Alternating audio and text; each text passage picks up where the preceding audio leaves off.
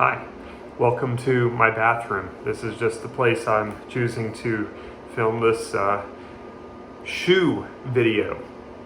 In just a few moments, Luke and I are going to be cleaning our boots and polishing the boots, and we'll explain more about that during that time. But I want to do a quick clip about the shoes that I trust, that I would trust on a long distance hike, long distance walk. I would trust these shoes to get me back home. These are shoes that I have broken in. I've put a lot of wear and tear on. Usually if you see me away from the house, I'm wearing one of these shoes. And I'm going to start from kind of least to greatest. Here's a rainbow flip-flop. These are really good quality. I've never broken a pair, and I believe Rainbow brand has some kind of a warranty where if you do break it, they'll replace it. Don't quote me on that, but I wore out a pair of them completely down without them breaking, and this is my second pair in 12 years. Wear these a lot, especially in the summertime. These are also great to have as a backup pair of shoes in a backpack or a vehicle, just in case you do need something to replace another shoe that has failed you. I'd rather walk a couple miles in these than go barefoot. So, all right, now these are Merrell running shoes. When I first saw these in the store, I hated them, to be honest. I hated the way they looked. They had these bright, hideous orange laces, but they were in my price range. I needed a good pair of running shoes. Merrell has a great reputation, so I tried them. And actually, I love them now.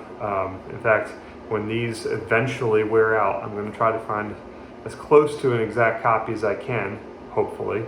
But I've put many miles in these running shoes, and that's running, walking.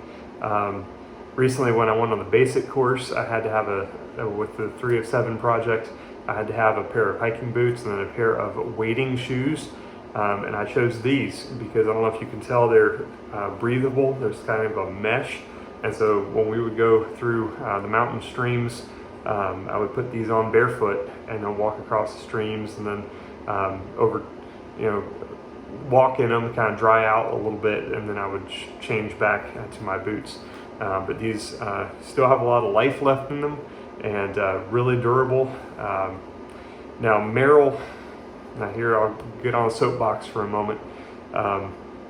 Unfortunately, I would consider Merrell one of those woke companies that cares more about pushing political ideation than making a good product, and I've heard that the quality has gone downhill over the years, and I hope that they do an about face and focus more on making a quality product instead of appeasing some agenda. Soapbox over for the time being. Now, with all this being said, these shoes are mostly foreign imported. There's very few shoe factories here in America. There are some, and I'll list a few that I've done research on, but I only have two pairs of American-made shoes here. All right, going a step up, these are Altimas. That's a military brand.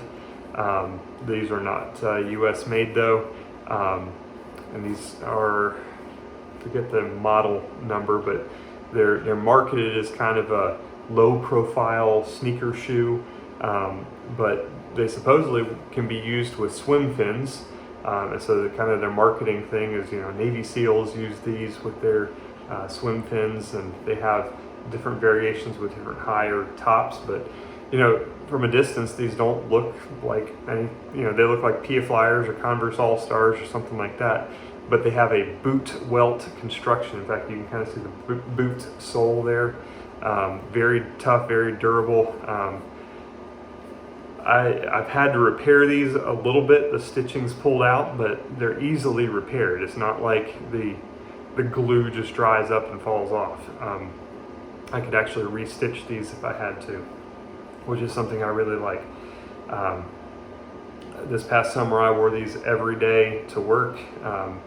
And there were a few times that I would then go jump in the lake swimming. I've had these in salt water Of course, you do need to rinse them out occasionally if you're going to be sweating in them and going in lake water or ocean water with them. But overall, they've held up great, and I look forward to investing in another pair eventually.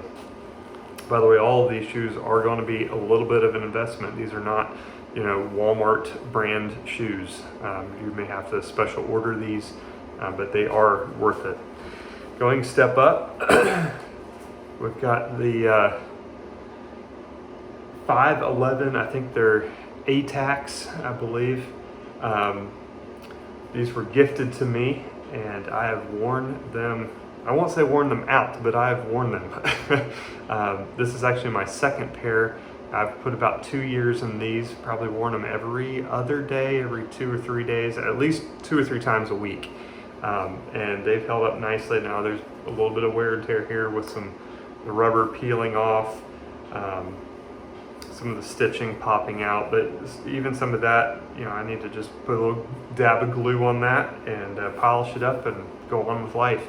The rubber welt around the bottom has started to peel, but even my first pair, which I still own and still use as kind of work shoes, they're still holding up and still relatively waterproof. I haven't gone and stood in a puddle with them. I do like the fact you can unzip and the zipper works well. And these are flexible enough and comfortable enough. I could sprint in these if I needed to. So really good quality boot. I usually wear these, with my pant legs down, so you really can't tell that they're boots per se.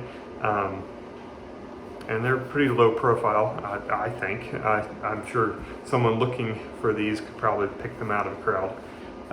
These will run you at least $100. And then we've got true military surplus. These are, I don't even know what brand, to be honest. I've been told these were original military issue. They were given to a family member by a veteran who was trying to clean out his closet after his discharge, and they went into an attic for a little while, and then they were gifted to me because they just happened to be my size. So they definitely had some wear and tear, some age. I use them primarily as work shoes. If you notice here on the side, there's a ventilation holes. So these are dry, hot weather boots. I still probably have some good life left in them. They've lost some of their tackiness. I'm gonna try cleaning them up hopefully today and get them dried out really good. But these kind of boots usually can be bought at Army surplus stores for, $50 maybe, give or take, depending on the quality, if they're used or new. But these would be good for long distance walking, especially in hot, dry weather. All right. And then kind of the king of my collection here. So I do have to preface this. Years ago, as a little boy, I got a G.I. Joe, and my first G.I. Joe had these boots, Danner Fort Lewis boots. And I remember just as a kid saying, one day I'm going to get me a pair of those boots. And when I got old enough to research them and find out, Danner Fort Lewis boots, brand new, are about $500. Yes. And you can see right here, little flag, these are made in America, baby. And that's part of that extreme cost factor. Now, last year, when I decided to go on the basic course with 3 of 7 project, I was told I needed high top boots, and kind of vague on what that meant. These probably would have sufficed. And I saw people on the course who had lower cut boots than this, and they did absolutely fine. But this is what I opted for, and primarily because I've had problems with my ankles over the years, and I knew I'd be carrying a heavy pack. And I also, in preparing for that course, I was doing some ruck marches with a rucksack, and I needed the ankle support to support that kind of weight. I found these boots online through eBay, and I'll put a link to the website that I ordered from. It's a shoe company. I think they've moved location. I have to research. But he had rebuilt these boots. I don't know how old they are, but they were already broken in. At least this part was broken in for me, and he replaced the sole and then resold them online. So I think I got them for just over $120, which for 500 pair of boots, I thought that was a good deal, and I've already got my money's worth out of them. These are the boots that I'm going to be cleaning and polishing and taking care of. Now in a long-term situation, let's say the shoe stores are closed. Let's say you cannot order things online. You need to be able to fix your shoes, and these shoes can be fixed at home if you know what you're doing. Now, I can't pretend to be a shoe cobbler. I dabble in some of this, but I do have the stitching equipment and the thread, the glue necessary, and I have made repairs on various shoes before that I feel fairly confident. If I had to fix these, take these apart and put them back together, I think I could figure out how to do it. And I just want to challenge you to think in that direction. Do you have a pair of shoes that could last a very long time? Now, the cool thing with Danner, they have a program with these kind of boots. You can send them in to get resold.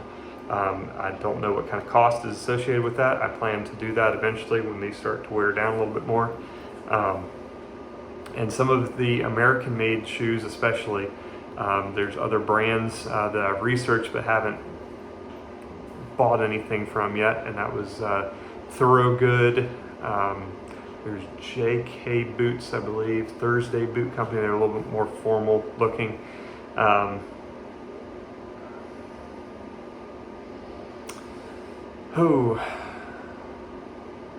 But just do some research.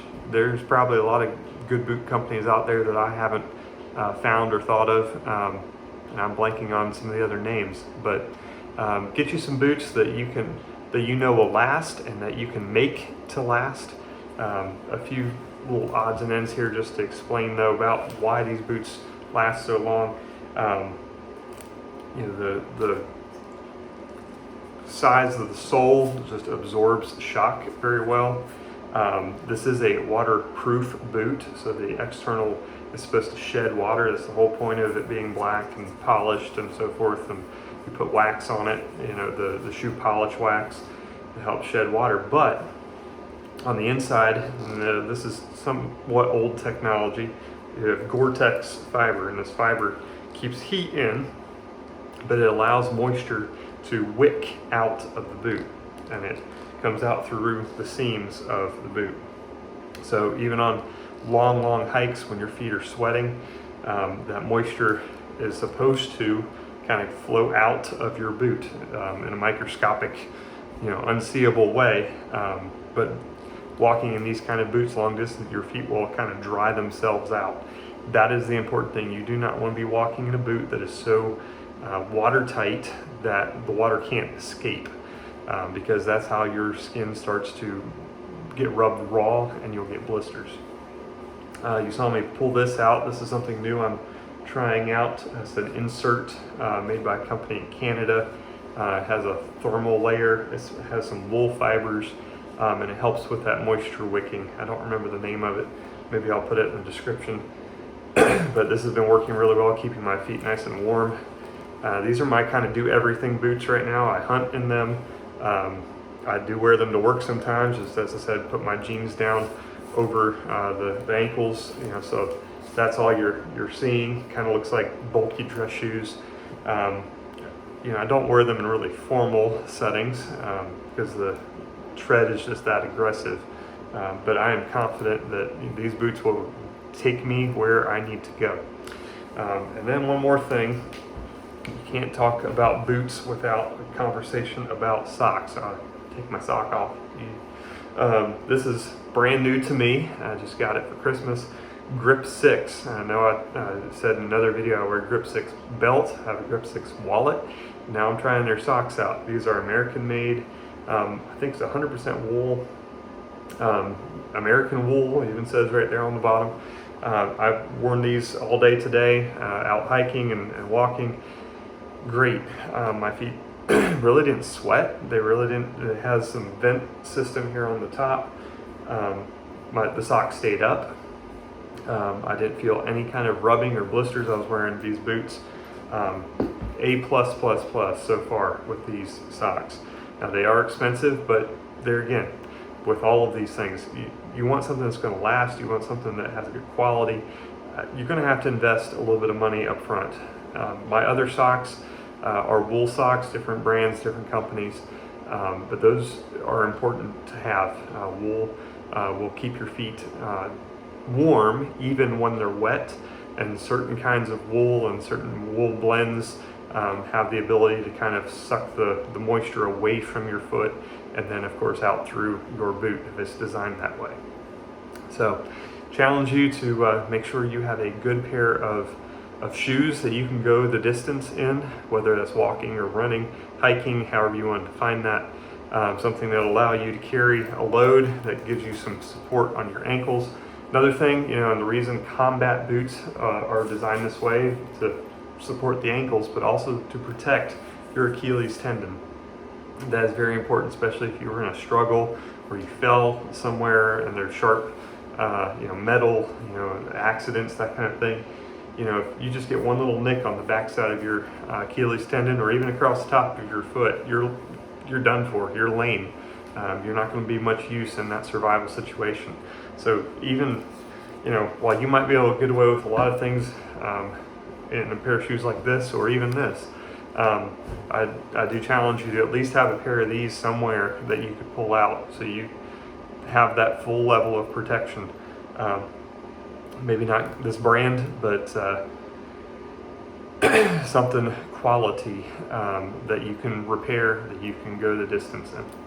All right, stay tuned for Luke and I doing some shoe maintenance on our boots.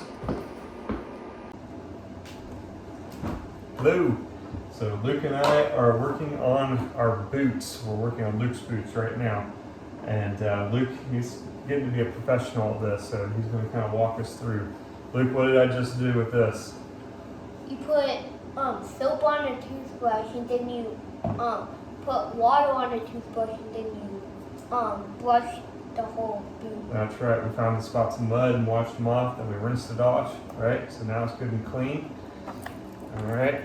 Good job. Next, we take our shoe polish. All right. We're going to be real careful with this. Why? Because you don't want to get all over your hands, and if you do, you'll turn all black. Your hands will turn black. That's right. For a couple days. All right. We're going to use this old rag here, and we'll get one little dot. And I'll get it started for you, and then you can do the polishing. I'm a professional man. You're a professional? Oh man. Alright, so it's okay to do it a little bit wet. We're going to find a couple scuff marks. Is that a scuff mark right there? Yeah, right there. Alright, and we're going to rub that polish in. We'll do it over the bathtub so we can clean up any polish that falls. Alright, here. Put your finger in there. Okay. There you go. Good job. Find any scuff marks.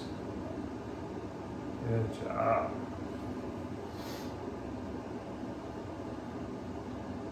Yep.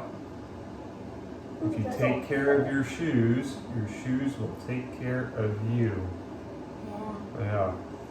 If you can see the deer, it's like a deer can see you. Yep. Another good saying when you talk about hunting. Very good. And these boots are holding up pretty good. I don't see a whole lot of scuff marks anywhere except right there on the toe, so that's good. Yeah. Let's clean that up a little bit. Right there. All right, now where's our brush? Can I spit shine it? Can you spit shine it? We're almost there. So first we'll take our brush. Just kind of brush it in. Can you do that? Kind of work it in, not too hard. That helps get down the crevices. Good job. All right, now Wait, go ahead. there's one right here. Where? All right, do your spit shine. There you go. On your sleeve. You're going to use a rag. Now your sleeve will smell like spit and polish. Oh well. Your great grandpa would be proud. That's how he taught me to shine shoes. Spitting on them. All right. That's looking cleaner. Hey, that's almost Sunday already. Yeah. Well, I don't wear them this Sunday. You don't wear them Sunday to church? Yeah. You almost could. They're nice Yeah. and clean, right? Well, All I use them for like hunting. And we use the thicker polish to fill in the gaps. And then if we really wanted to get a real shine, you want to get a real shine? Yeah. All right. So careful, this stuff will sting your fingers too. Oh, hold on. The top popped off. That's not good. That looks like it might be dried out. Oh no! It's not. It's totally not.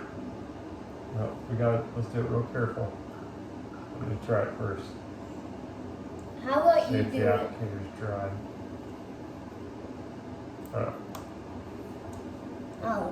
Oh, cheese crackles. Oh, cheese crackers. What? Alright, so we got some liquid. We'll use this rag. We want it to kind of sit on there and dry. It's kind of like paint. Alright. Can you blow on it? There we go. Good job. Alright. Now the other one. So good job shining your shoes. We'll do the other one off camera. Thanks for joining us. And keep your shoes shined. Keep them good and clean.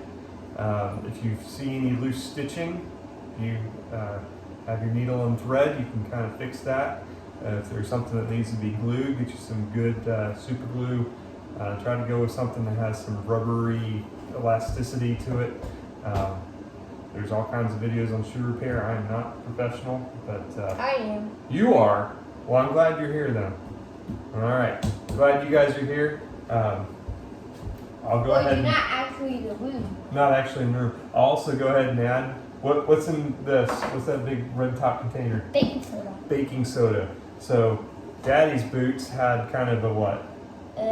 Smell. A bad smell, and people were complaining. So Yeah, so he put baking soda inside of it, and then he put water in both that's of them. right. So right now the baking soda is kind of soaking into the Gore-Tex and into the inner lining, and hopefully that'll help cure that odor. Ew, I can still smell it. You can, ew. Well, breathe in some of that baking soda.